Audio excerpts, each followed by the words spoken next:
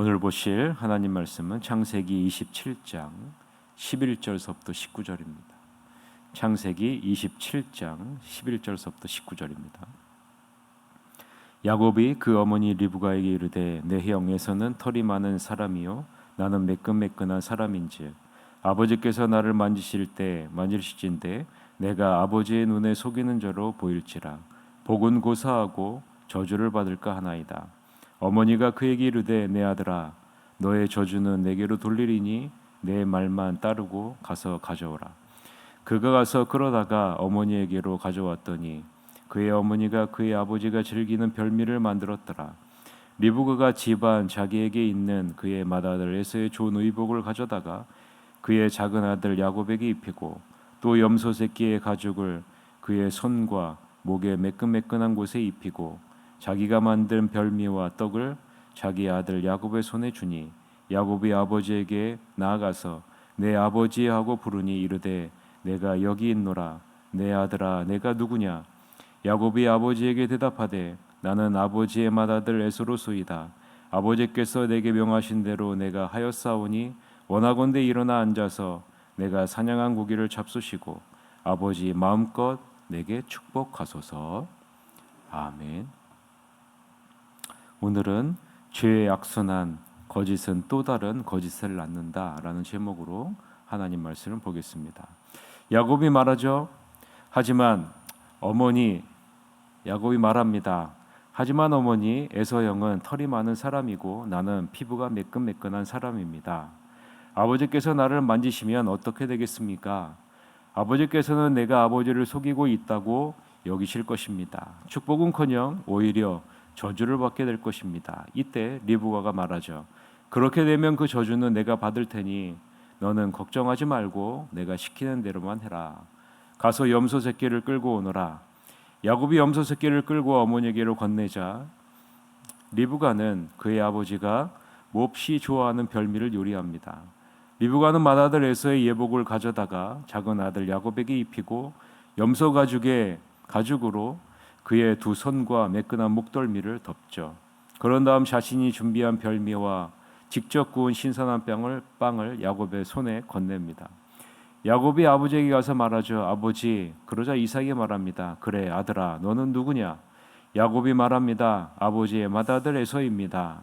제가 아버지께서 말씀하신 대로 했습니다. 이제 일어나셔서 제가 사냥한 고기를 드시고 마음껏 저를 축복해 주십시오.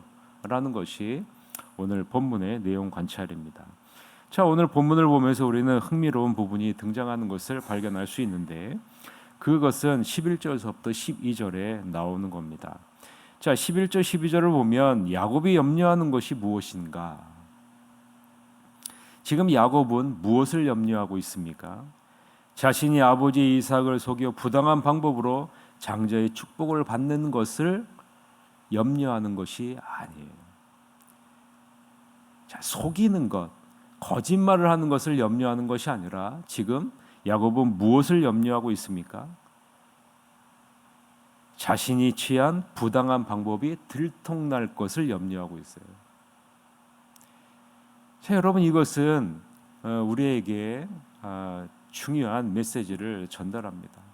우리가 정말 염려하고 우리가 정말 두려워야 될 것이 있는데 그것을 두려워하는 것이 아니라 지금 다른 것을 두려워하고 있기 때문이죠. 11절 12절 같이 한번 읽어볼까요?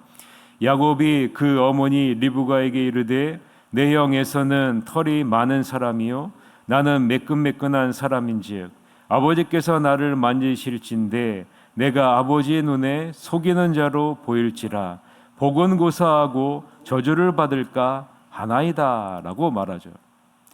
자, 여러분 지금 무엇을 두려워하고 있어요? 속이는 것을 두려워하는 것이 아니라 그 속이는 것이 들통날 것을 두려워하는 거예요. 저주를 받을 것을 두려워하고 있는 거죠. 자신이 속이는 자가 되는 것이 두려운 것이 아니라 아버지의 눈에 자신의 속임수가 탄로 나는 것을 두려워하고 있는 거예요. 여러분 우리가 진정으로 두려워야 될 것은 무엇입니까? 우리가 정말 두려워야 되는 것은 무엇이에요? 하나님을 두려워야 되는 건 아니겠습니까?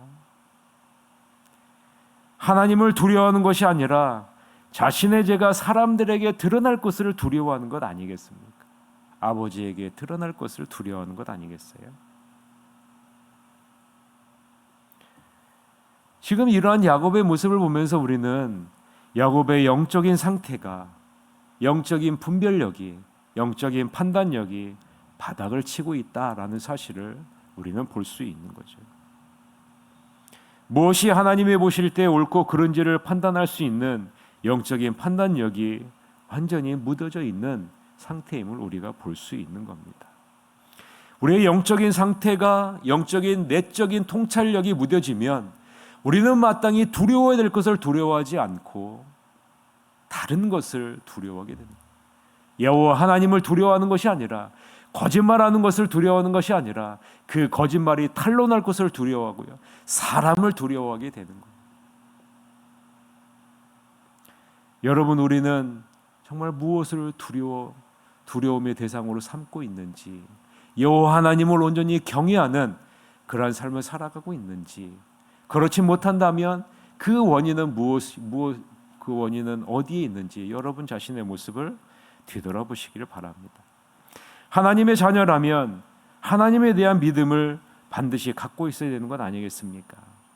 만약에 이삭이 하나님의 뜻을 어기고 맏아들 에서를 축복하려 했다면 하나님이 반드시 막으실 것이라는 믿음을 가져야 되는 건 아니겠습니까? 하나님은 자신이 한 약속을 근거로 반드시 그 일을 이루시는 분이심을 우리는 알고 있기 때문 아니겠습니까? 그런데 지금 이삭이나 리브가, 그리고 에서와 야곱 모두 보세요. 이러한 믿음이 없이 하나님의 뜻과는 상반되는 행동을 하고 있는 것을 우리는 발견할 수 있지 않습니까? 하나님의 뜻, 이것이 아니라 그와 상반되는 행동을 하고 있잖아요. 자신의 속임수가 아버지에게 들통나 축복이 아니라 저주를 받을 것을 두려워하는 야곱에게 리브가가 지금 뭐라고 얘기합니까? 그 저주는 내가 받을 테니 너는 걱정하지 말고 내 말만 따르라 라고 말하고 있지 않습니까? 13절에서부터 14절입니다. 같이 한번 읽읍시다. 어머니가 그에게 이르되 내 아들아 너의 저주는 내게로 돌리리니 내 말만 따르고 가서 가져오라. 그가 가서 그러다가 어머니에게로 가져왔더니 그의 어머니가 그의 아버지가 즐기는 별미를 만들었더라 라고. 리브가는 이삭을 속여 야곱이 장자의 축복을 받게 하기 위해 거짓에 거짓을 계속 더하게 합니다. 일에 야곱을 끌어들이는데 야곱은 마지못해 리브가가 하는 말을 따르는 것이 아니라 어떻게 해요? 적극적으로 아버지 이삭을 속이는 일에 가담하는 것을 볼 수 있죠. 야곱은 이미 이러한 모습을 보여주지 않았습니까? 무엇으로요? 팥죽 한 그릇으로 보여주지 않았습니까? 팥죽 한 그릇으로 장자의 명분을 형 에서에게 샀던 것을 우리는 잘 기억하고 있지 않습니까? 여러분 잘 보세요. 리브가 이렇게 하는 모든 행동은 무엇에 기반을 하고 있는지 여러분 한번 생각해 보세요. 리브가가 행동하는 모든 행동은 무엇을 기반으로 하고 있는지, 큰 자가 어린 자를 섬기리라는 하나님의 말씀을 기반으로 하고 있는지, 아니면 자기의 편애를 기반으로 하고 있는지, 자기의 판단과 생각을 기반으로 하고 있는지. 이삭이 맏아들 에서를 축복하려 하는 것은 무엇을 기반으로 하고 있을까요? 큰 자가 작은 자를 섬기리라는 하나님의 말씀을 기반으로 하고 있습니까? 아니면 자기 자신의 편애를, 자기 자신의 판단과 생각을 기반으로 하고 있습니까? 사람의 방식으로 하나님의 일을 하려고 하게 되면 무슨 일이 발생한다는 거예요? 분열과 다툼이 일어나게 된다는 것을 이삭과 리브가 에서와 야곱의 모습을 통해서 우리에게 보여주는 것 아니겠습니까? 만약에 리브가가 하나님의 약속을 정말로 신뢰했다면 이삭에게 찾아가 자기에게 직접 주신 하나님의 계시와 약속을 근거로 뭐라고 말해야 돼요? 에서에게 장자권이 있는 것이 아니라 야곱에게 장자권이 있음을 다시 한번 설득해야 되는 것이 리브가가 해야 될 일이죠. 정말 하나님의 약속을 신뢰한다면, 하나님의 약속하신 것은 반드시 하나님이 이루신다는 믿음을 갖고 있다면 이 일을 계획한 이삭에게 직접 찾아가서 설득을 해야죠. 무엇을 근거로요? 하나님의 약속을 근거로, 하나님의 말씀을 근거로 나아가야 되는 거예요. 그런데 지금 리브가는 지금 무엇을 하고 있는 거예요? 하나님의 약속, 하나님의 말씀, 하나님을 향한 믿음을 근거로 하는 것이 아니라 자기 자신의 편에, 자기 자신의 생각, 자기 자신의 판단을 근거로 지금 행하고 있다라는 거죠. 리브가는 거짓이라는, 속임수라는 더 쉽고 빠른 방법을 선택하고 있다라는 거예요. 믿음이라는 방법이 아니라, 하나님을 신뢰하는 방법이 아니라, 속임수라는, 거짓말이라는 더 빠르고 쉬운 이 세상이 추구하는 방법을 따라가고 있다라는 것을 우리는 본문을 통해서 보고 있는 거죠. 결국 이 거짓과 속임수는 또 다른 거짓과 속임수를 낳게 되지 않습니까? 처음에는요, 음식으로만 속입니다. 그러나 이제는 야곱이 에서가 되는 속임수를 쓰기 위해 에서가 입는 좋은 의복을 가져오게 되고요, 또 털이 매끈매끈한 이 야곱에게 털이 많은 에서의 모습으로 둔갑시키기 위해 염소 새끼 가죽으로 야곱의 손과 목을 감싸게 되지 않습니까? 결국 하나님의 말씀을 기반으로 하지 않은 이삭의 가정은 여러분 어떻게 됩니까? 파국으로 치닫게 되지 않습니까? 큰아들이 작은아들을 죽이려 하고, 작은아들은 외삼촌 라반의 집으로 피신하게 되고, 에서는 이스마엘 계통의 아내를 얻는 일탈을 계속하게 되고, 결국 가나안을 떠나 세일산에 거주하게 되죠. 리브가는 사랑하는 아들 야곱과 생이별을 하게 되고, 다시는 그 사랑하는 아들을 보지 못하는 그 자리에 놓이게 되지 않습니까? 여러분, 그 시작점이 어디입니까?